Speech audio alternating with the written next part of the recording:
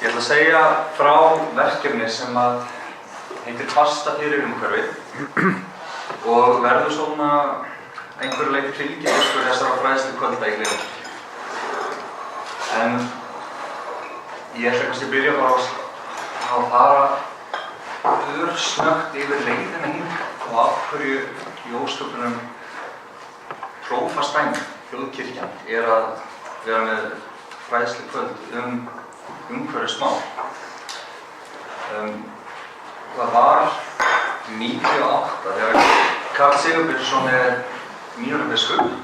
Hann kallar saman í fyrstu prestastefnuna sína. Hann er haldin í Hafnarfirði og þar þema kirkjan og umhverfismál. Og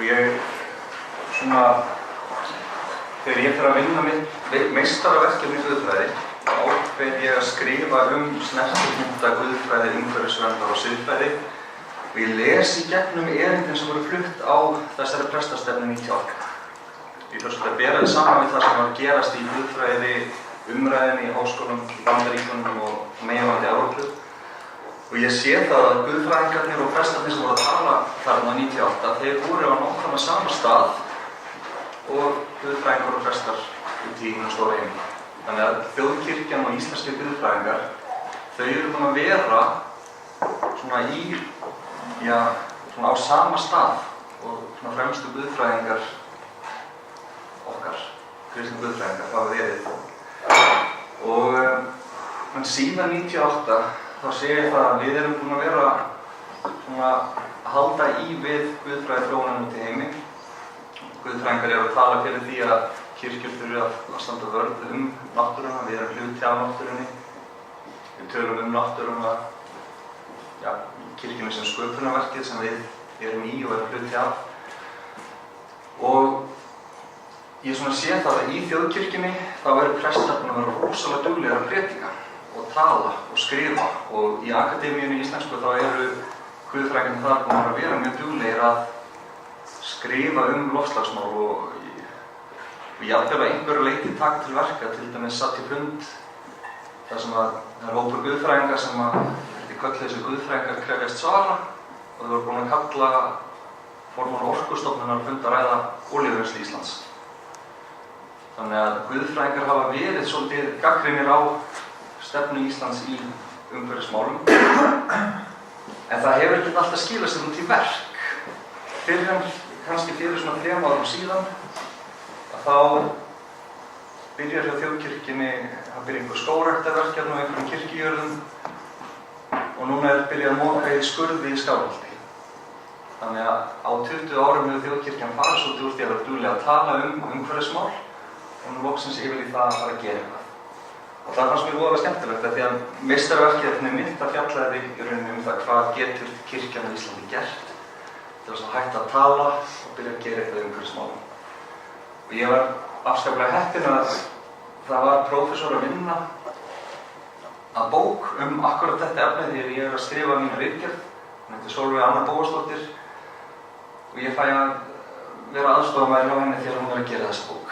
Þannig ef þið skildu allt í einu vera eitthvað áhugasöm það hvernig kristni og kirkja og umhverfismál geta tengst, þá var þessi bók til niðri í hennar og eflaust að aftinni líka.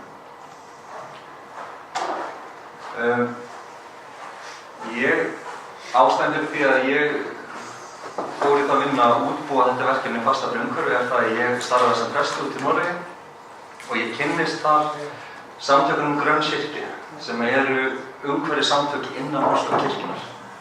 Og þar sá ég það að kirkjur geta verið rosalega virkar í því að efla samfélög í því að láta sig umhverfismál varða. Ég sá það til dæmis bara í smábæjum þarna í Noregi, þá voru það kirkjurnar sem voru svolítið leiðandi í því að fara flokkun í gang í samfélögunum. Og ég fékk að heyra það frá fyrrverandi prestur út í Hrísey að þar hafði verið gamli prestar út í Eyjum sem í raun stóð fyrir því að flokka þar. Svo gerðist það í haust, þá var ég sendur á loftslagsráðstefnu Sameinuðu þjóðanna fyrir hönd þjóðkirkjunnar og þar hitti ég kirkjufólk frá Indónesíu, Indlandi, Finnlandi, Suður Afríku, Ástralíu, Noregi, Svíþjóð, Danmörku, Finnlandi, og ég komst að því að það hellingur sem að kirkjur út allan heim að gera í umhverfismálum og það raun ekki mjög mikið sem við erum búin að vera að gera hér, en það hellingur sem við gætum hér. Þannig að það var svona kannski sparkið sem ég þurfti til þess að henda mér í það að búa til þetta efni sem ég er bara að kynna fyrir ykkur. Fasta fyrir umhverfið, það að nýta þessa 40 daga fyrir páska til þess að taka lítil skref í áttina því að lífa umhverfisvænna lífi. Þetta er ekki ný hugmynd. Það allavega 20 ár síðan að enska kirkjan byrjaði að gera þetta. Lúterska kirkjan í Finnlandi byrjaði 2004 að gera þetta og ég veit að kaþólikkarnir eru búin að vera að gera því allavega 10 ár.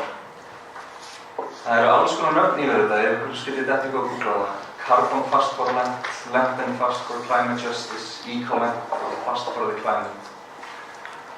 Og þetta gengur bara í grunnum út á það að við nýtum þessa gömlu páskaföstu, tímann sem var áður notaður svona í sjálfsvinnu, íhugun, var efla þolinmæði og þolgerði, hafna heiminn og útsendi.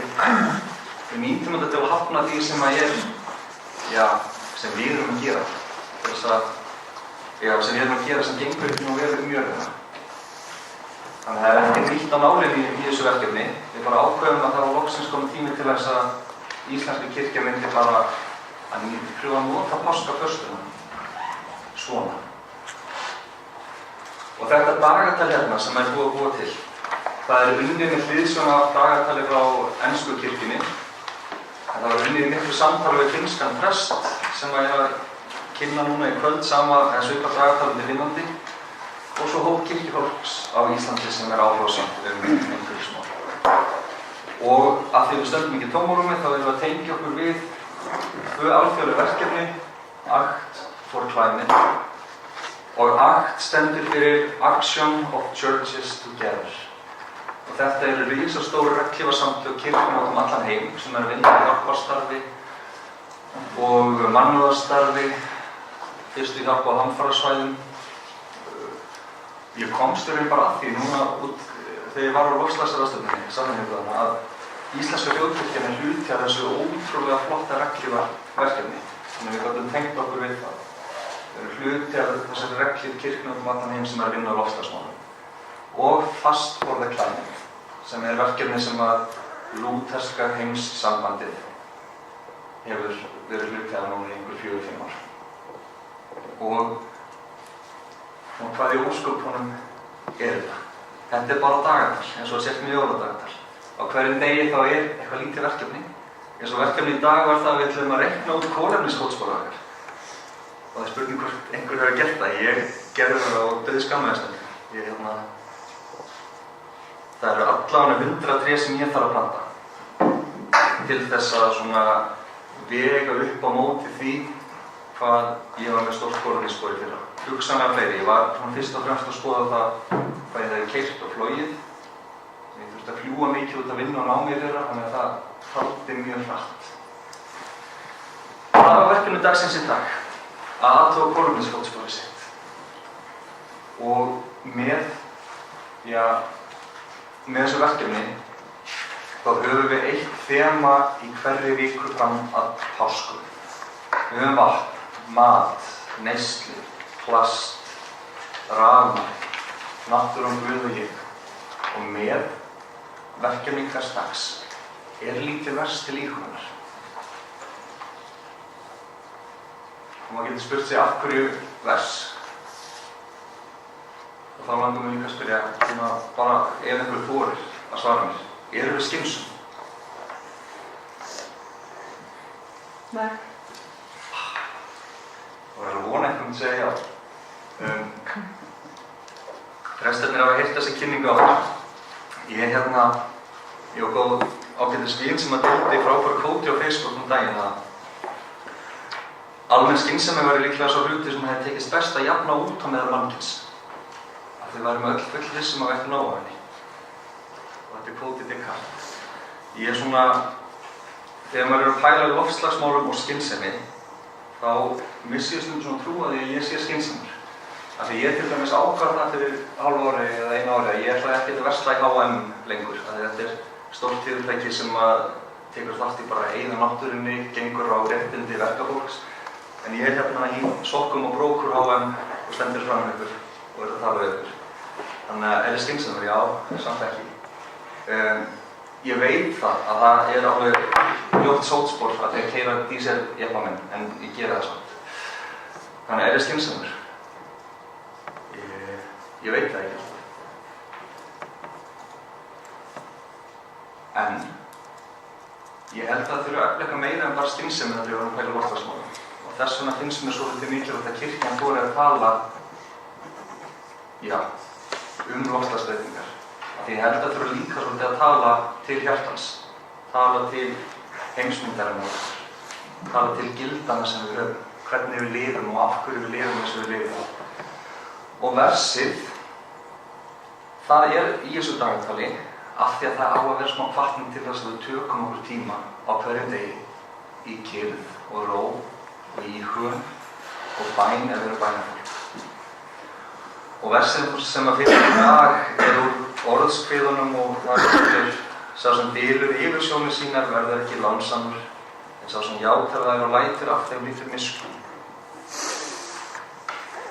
Ég er svo sem á eftir að taka mína íhugun í dag, en ég get alveg hugsað mér að sitja og svona, já, það er kannski eitthvað vit í þessu. Og ástæðan fyrir af hverju við leggjum líka upp þetta sé ekki bara verkefni, heldur að fólk taki sér tíma fyrir ró. Er það að breyta venjuna sínum er ekki eitthvað sem maður bara, ok, hérna er ég með dagatal fyrir 40 daga og ætla bara að keyra þetta í gegn. Það krefst smá svona íhugunar og vinnu og skoðunar ef við ætlum að fara að breyta einhverju í lífsháttunum okkar. Það gerist ekki bara með að taka þátt í einu verkefni, það gerist ekki bara því ákvæmum að gera það. Ég held að það þurfi líka að hafa áhrif á heimsmyndum okkar, gildin okkar, hvernig lítum við á okkur sjálf og hvernig lítum við á hlutverk okkar í heiminum. Ég held að þær spurningar sé ekki eitthvað sem við leysum bara með skynseminni, heldur eitthvað sem við þurfum líka að klíma pínu við svona í hjartanum, ef við getum talað þannig að við eigum hugsanir þar. Og það er nefnilega í þessum svona kristna arfi og þessari kristni heimsmynd, það er það bara þannig að við lítum á okkur sjálf sem hluta af stærra sköpunarverki. Náttúran er ekki til staðar fyrir okkur til að bara drottna yfir henni eða nýta henni eins og við viljum að eyðileggja hana. Nei, við erum hluti af einhverju sem er miklu stærra en bara við sjálf. Og við höfum hlutverk í þessum heimi. Og ef við lítum til dæmis bara til fyrstu Mósebókar, þá fáum við að sjá það að Guð segir manneskjuna, já, nú ættu að yrkja garðinn og þú ættu að gæta hans. Mér finnst það svolítið magnað þegar maður pælir í því að Biblían geti gefið okkur einhverjum svona mynd af því hvert hlutverk okkar eigi að vera í lífinu. Stefánía kom með kærleikann sem við sína öllum. Ég kemur inn það að við höfum líka þetta hlutverk að yrkja jörðina, gæta hennar. Ekki nýta hana bara eins og okkur sýnist án þess að pæla nokkuð í nokkru.